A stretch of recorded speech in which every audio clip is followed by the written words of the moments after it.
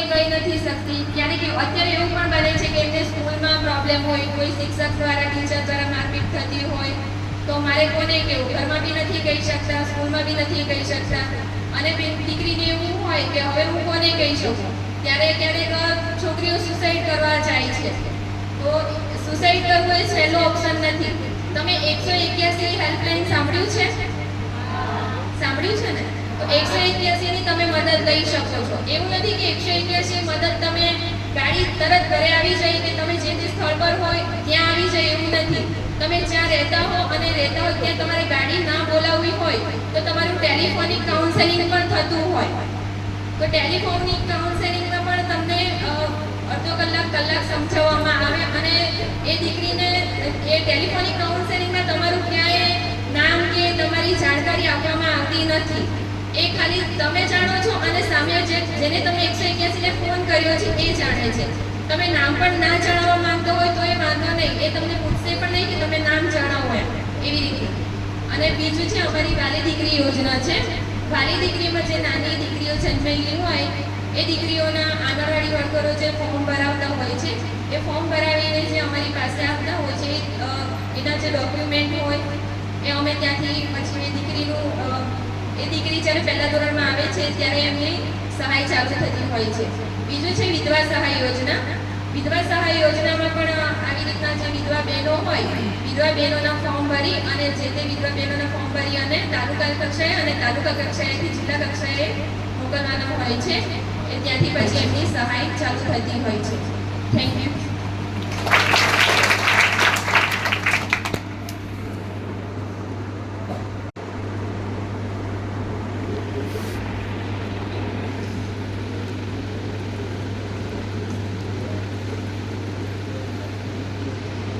ખૂબ જ અગત્યની હોય છે પણ ક્યારેય કોઈ ખુલીને વાત કરતું નથી.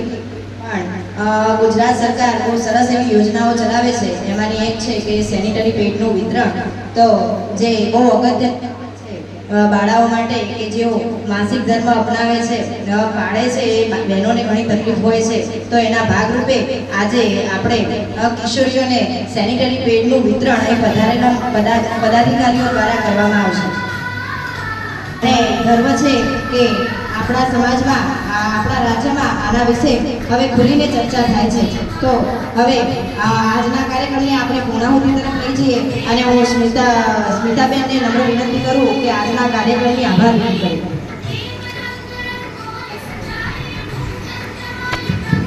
મહિલા અને બાળ અધિકારીની બેટી બચાવો બેટી પઢાઓ યોજના અંતર્ગત અને ઉમા યોજના હેઠળ આજે જે પલસાણામાં કિશોરી મેળાનું આયોજન કરવામાં આવેલું હોય તેમાં આપણા તાલુકા પંચાયતના પ્રમુખ શ્રી યોગેશ સાહેબ પટેલ, મહિલા અને બાળ અધિકારી શ્રી દહેજ પ્રતિબંધક અધિકારી શ્રી, શાળાના આચાર્ય શ્રી, શાળાના શિક્ષકગણ, ICDS શાખા તેના કર્મચારી, કેડાગર, પૂર્ણાની કિશોરીઓ અને ખાસ કરીને આપણી વાલી દીકરીઓ અને મહિલા અને બાળ અધિકારીના કર્મચારીઓનો ખૂબ ખૂબ આભાર માનું છું કે જેમણે પોતાનો કિંમતી સમય અમને આપ્યો અને આ કાર્યક્રમને સફળ બનાવ્યો. આપ સૌનો ફરીથી ખૂબ ખૂબ આભાર.